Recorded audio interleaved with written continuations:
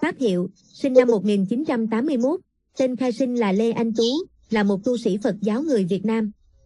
Từng có thời gian ngắn tu tại chùa sau khi từ bỏ công việc địa chính viên, Thích Minh Tuệ quyết định theo tập học theo lời Phật dạy bằng cách giữ 13 hạnh đầu đà theo Phật giáo Thượng Tọa Bộ và bộ hành khất thực khắp đất nước trong nhiều năm. Hành trình đi bộ năm 2024 của ông gây nên sự chú ý với đông đảo quần chúng Việt Nam, thu hút hàng nghìn người đến tìm gặp và có lúc lên đến hàng trăm người theo chân ông, dẫn tới nhiều xáo trộn xã hội và trật tự trị an, đồng thời biến ông trở thành một nhân vật nổi tiếng trên Internet kể bất đắc dĩ. Phương pháp tu tập của ông đã gây tranh cãi trong giới tu hành Việt Nam, khi nhiều người tán thán đức tu buông bỏ vật chất của ông, song cũng có ý kiến cho rằng ông đang vô tình gây chia rẽ tôn giáo. Chính giới Việt Nam đã nhiều lần bày tỏ thái độ không hài lòng về sự nổi danh của ông, lo ngại rằng các nhóm bất đồng chính kiến có thể lợi dụng điều đó để chống lại đường lối của chính phủ và đảng cầm quyền. Việc Thích Minh Tuệ ngừng bộ hành vào đầu tháng 6 năm 2024 và ẩn tích làm dấy lên nghi vấn liệu ông có thực sự tự nguyện dừng bước, trong khi truyền thông nhà nước đã thẳng thừng bác bỏ mối nghi ngờ này. Chính danh của ông cũng là đề tài được bàn tán rộng rãi. Giáo hội Phật giáo Việt Nam không chấp nhận gọi ông là tu sĩ Phật giáo, tuy nhiên Giáo hội Phật giáo Việt Nam thống nhất công nhận điều này và khen ngợi ông hội đủ phẩm hạnh cho danh xưng đó. Đồng tình với việc gọi Thích Minh Tuệ là tu sĩ, dù chính ông không tự nhận mình như thế, các nhà quan sát nhận định việc đánh giá một cá nhân có phải là tu sĩ hay không phụ thuộc vào sự đồng ý của bất kỳ tổ chức nào. Lê Anh Tú sinh năm 1981 tại xã Kỳ Văn, có nguồn ghi xã Kỳ Tân, huyện Kỳ Anh, tỉnh Hà Tĩnh, Việt Nam. Ông là con thứ hai trong một gia đình có 4 người con. Năm 1994, ông cùng gia đình chuyển đến xã Y Tô, huyện Iagrai, tỉnh Gia Lai sinh sống. Theo lời cha ông Lê Xuân, lúc nhỏ Lê Anh Tú là người hiền lành, hiếu thảo, học lực khá nên được mọi người quý mến. Tại Gia Lai, khi học hết phổ thông trung học, ông đi nghĩa vụ quân sự khoảng 3 năm. Sau khi xuất ngũ, ông theo học trường trung cấp lâm nghiệp Tây Nguyên. Sau khi tốt nghiệp, ông làm địa chính viên cho một công ty tư nhân có trụ sở tại tỉnh Phú Yên, nhưng chủ yếu công tác ở tỉnh Đắk Lắk. Ông đọc sách về Phật Pháp trong thời gian này và thực hành ăn chay, tu tại gia. Tu tập và bộ hành xuyên Việt. Năm 2015, Lê Anh Tú quyết định xuất gia và có thời gian ngắn tu tập tại một ngôi chùa, lấy pháp hiệu là Thích Minh Tuệ. Tháng 10 năm 2017, ông về nhà cha mẹ làm giấy tờ liên quan đến công việc cá nhân, rồi từ đó không còn liên lạc với gia đình. Từ năm 2018 đến năm 2023, Thích Minh Tuệ đã 3 lần đi bộ từ miền Nam ra miền Bắc Việt Nam và chiều ngược lại theo hình thức thực hành tu tập 13 hạnh đầu đà của Phật giáo Thượng Tọa Bộ. Những lần bộ hành này diễn ra thuận lợi trong thầm lặng. Thời gian đầu đôi lúc mệt, ông phải di chuyển bằng xe khách. Từ năm 2020 trở đi, ông bộ hành tuyệt đối, chỉ di chuyển bằng đường thủy khi phải đi đò qua sông. Ông đã đi bộ qua gần như toàn bộ lãnh thổ Việt Nam, trừ một số tỉnh phía Nam không nằm trên trục đường chính. Năm 2024 là lần thứ 4 ông đi bộ, xuất phát từ tỉnh Khánh Hòa lên Cao Bằng, Hà Giang rồi quay ngược về. Hành trình quay về đã thu hút sự quan tâm của đông đảo người dân, có thời điểm lên tới hàng trăm người theo ông bộ hành. Trong quá trình bộ hành, Thích Minh Tuệ chỉ ăn cơm chay một bữa vào sáng sớm nhờ bố thí và từ buổi trưa trở đi ông sẽ không nhận thức ăn, nước uống. Ông tắm rửa ở sông suối hoặc xin nhờ các trạm xăng trên đường bộ hành. Y phục của ông là những tấm vải nhặt được ở nghĩa địa hoặc dọc đường rồi chắp vá lại. Ông cũng không sử dụng điện thoại trong lúc tu tập. Một nét đặc trưng khác ở ông là không tự xưng mình bằng người thầy ở như một nhà sư hay xưng người tôi khi giao tiếp với người khác, mà chỉ xưng người con, điều được cho là mang tinh thần của triết lý y vô ngã. Venice thuật lời Thích Minh Tuệ cho biết ông chưa từng nhận là tu sĩ và bản thân cũng vì cảm thấy chưa xứng đáng làm tu sĩ bởi đạo đức của mình chưa đạt đến cảnh giới đó. Giáo hội Phật giáo Việt Nam thì khẳng định ông không phải là tu sĩ Phật giáo, không tu tập và không là nhân sự của bất cứ ngôi chùa, cơ sở tu viện nào thuộc giáo hội này. Ngược lại, Giáo hội Phật giáo Việt Nam thống nhất công nhận ông đúng là một tu sĩ Phật giáo mà không cần phải theo giáo hội hay tổ chức nào. Dừng bộ hành và ẩn tu. Đầu tháng 6 năm 2024, khi đi ngang qua địa phận tỉnh Thừa Thiên Huế, Thích Minh Tuệ cùng các khất sĩ đi theo dừng bộ hành. Theo Ban Tôn giáo Chính phủ thì ông tự nguyện dừng việc đi bộ khất thực sau khi trao đổi với các cơ quan chức năng của Việt Nam. Tuy nhiên, theo Đài Á Châu Tự Do dẫn lời những người đi khất thực cùng ông thì rạng sáng ngày 3 tháng 6, đoàn gồm 72 khất sĩ bị lực lượng an ninh khống chế đưa tới các đồn công an để thẩm vấn và sau đó được trả tự do rải rác ở những tỉnh khác nhau. Riêng Thích Minh Tuệ được lực lượng chức năng đưa đến nơi mà ông yêu cầu, theo báo Thanh niên dẫn nguồn từ giới chức địa phương. Còn theo báo Người Việt thì ông bị cưỡng bức đưa lên xe hơi chở đi mà không rõ điểm đến.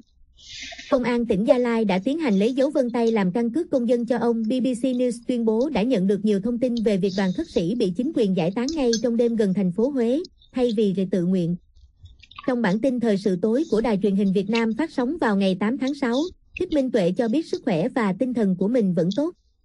Được phóng viên phỏng vấn, ông bày tỏ mong muốn mọi người sẽ không tập trung lại khi thấy mình đi ra đường vì như thế sẽ khiến ông không tu học được nữa. Truyền thông đối lập chỉ ra không ít công luận tin rằng có sự cắt ghép, dàn dựng trong video phỏng vấn này, và lo ngại ông đang bị giam lỏng. Theo BBC News, việc ông ra mặt trên sóng truyền hình lại tiếp tục làm dấy lên nghi ngờ. Hãng tin nêu bật những mâu thuẫn về mặt thời gian, sự thiếu nhất quán trong bối cảnh cùng các biểu hiện được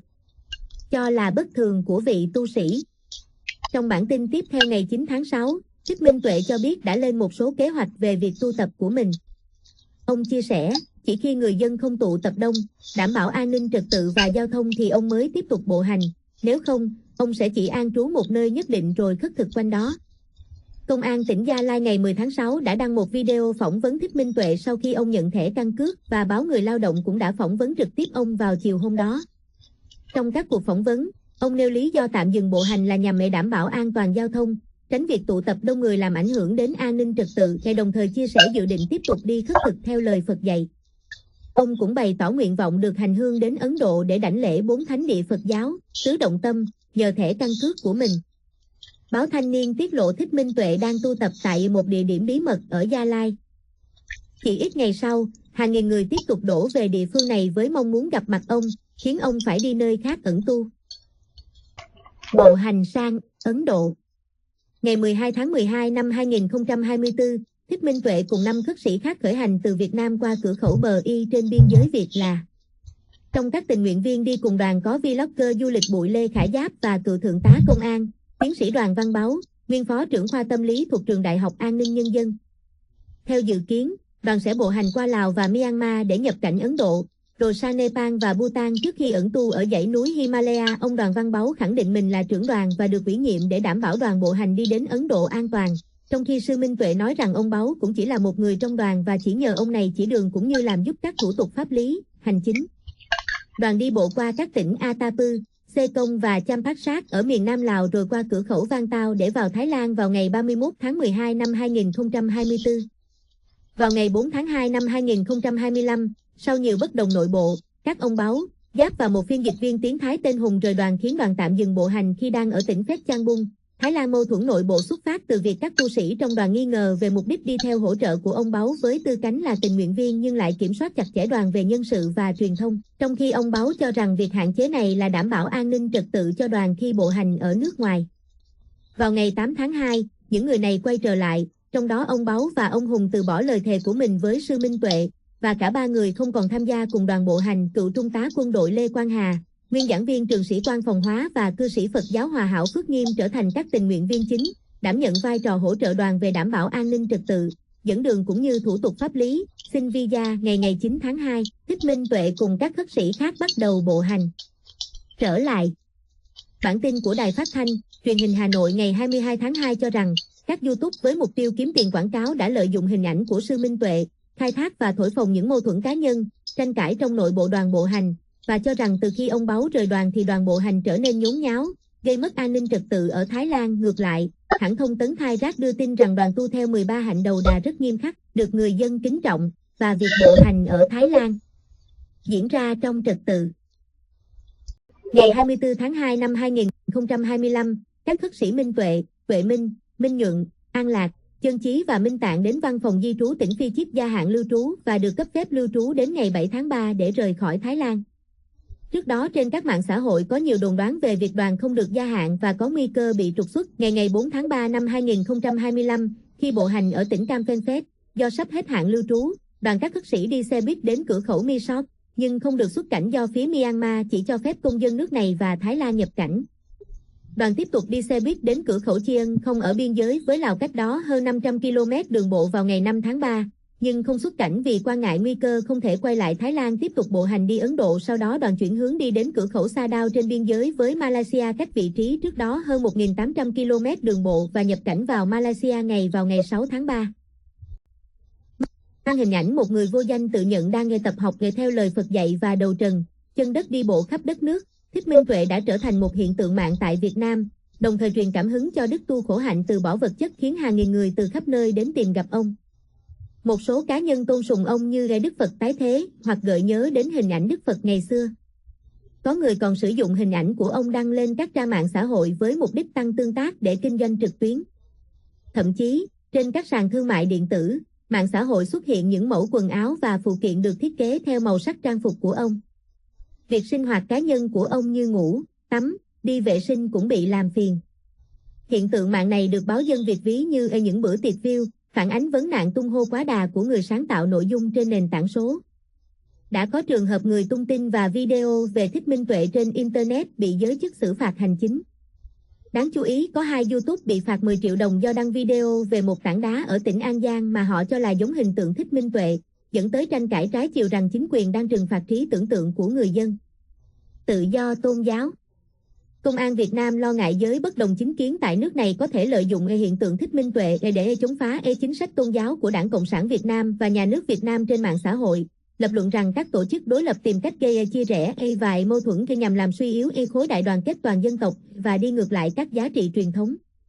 Thông tấn xã Việt Nam thậm chí chỉ rõ hình ảnh bộ hành của Thích Minh Tuệ đang bị các thế lực thù địch lợi dụng nhằm phỉ báng, công kích Giáo hội Phật giáo Việt Nam, vốn là một tổ chức do chính phủ quản lý thuộc Mặt trận Tổ quốc Việt Nam.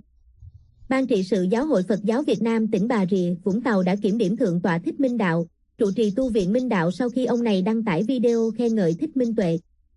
Ban trị sự sau đó kết luận rằng việc sư Thích Minh Đạo nhận xét về ông Lê Anh Tú là quyền suy nghĩ của từng cá nhân, nhưng nghe sai ở chỗ dùng từ chưa đúng với chức năng, quyền hạn của mình dẫn đến sự ngộ nhận từ nhiều nơi. Theo BBC News, việc sư Minh Đạo bị kỷ luật đã gây ra nhiều phản ứng trong dư luận, đặc biệt từ người dùng mạng xã hội. Việc chính quyền Việt Nam đề nghị Thích Minh Tuệ dừng bộ hành rồi ẩn tu cũng dẫn đến nhiều uẩn khúc và nghi vấn khi một bộ phận quần chúng cho rằng ông không hề tự nguyện làm việc này.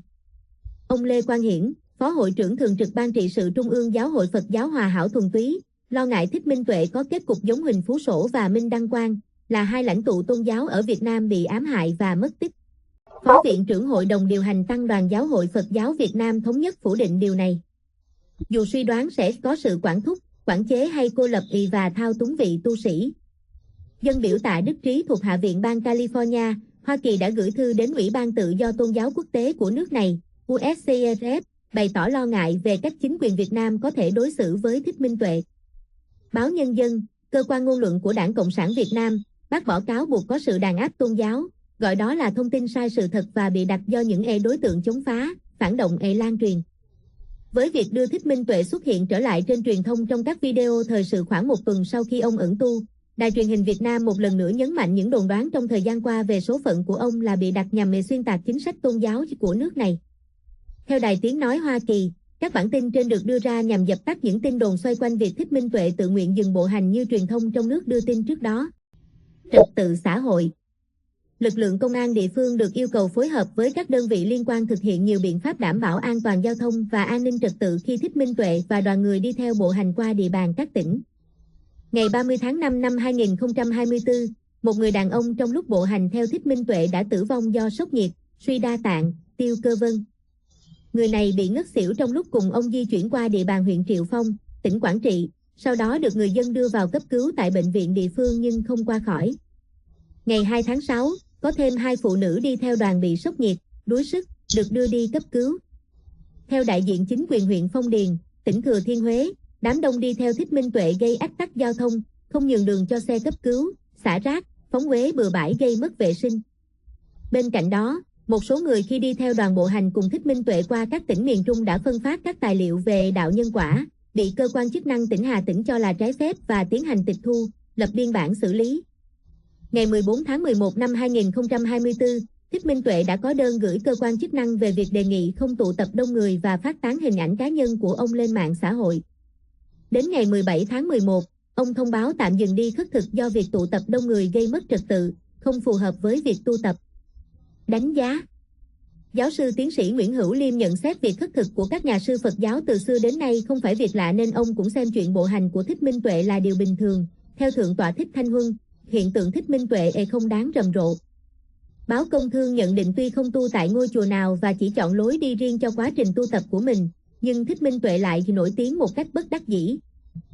Không đề cập nhiều đến cách tu tập của Thích Minh Tuệ, báo Công an Nhân dân tập trung phê phán mức độ quan tâm của công chúng dành cho ông, gọi đó là kiếp nạn sinh ra từ ngáo mạng xã hội. Nhà báo Nguyễn Mạnh Hà gửi bài cho BBC News bình luận rằng việc theo dõi hành trình của Thích Minh Tuệ đã trở thành thói quen thường ngày của không ít người Việt Nam, song cũng cho rằng ông đang phải bất đắc dĩ khi vào vai trụ trì của ngôi chùa di động. Hãng tin này nhấn mạnh thêm, chính những lời nói gây chân chất, một mạc nghệ của Thích Minh Tuệ là điểm thu hút công chúng, cho dù ông không có những bài thuyết pháp cao thâm. Báo Tiền Phong nhận xét Thích Minh Tuệ tu theo đường lối nguyên thủy nhưng lại không thuộc về giáo hội hay ngôi chùa nào, và đánh giá con đường ông đã và đang chọn thuộc loại gian khổ nhất.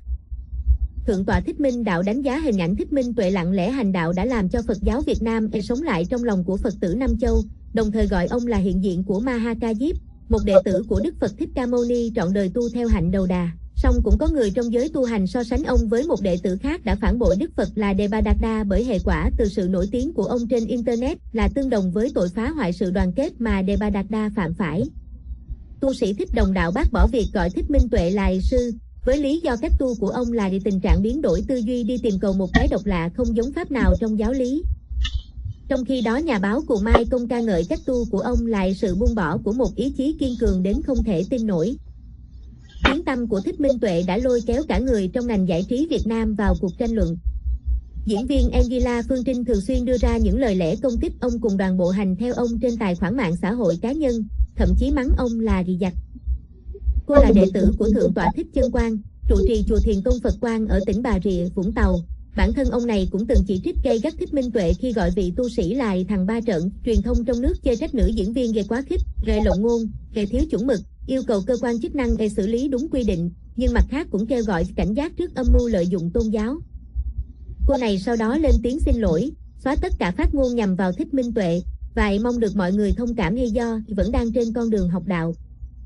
Trước việc Giáo hội Phật giáo Việt Nam ra văn bản không công nhận Thích Minh Tuệ là tu sĩ Phật giáo, tiến sĩ Hoàng Văn Trung, trưởng phòng nghiên cứu lý luận và chính sách tôn giáo thuộc Viện Nghiên cứu Tôn giáo nêu quan điểm, miễn là người ta tin và tu hành theo Phật giáo thì người ta có quyền của người ta, không nhất thiết có chứng nhận của Giáo hội Phật giáo thì ông ấy mới là tu sĩ Phật giáo. Phật giáo không phải của riêng ai.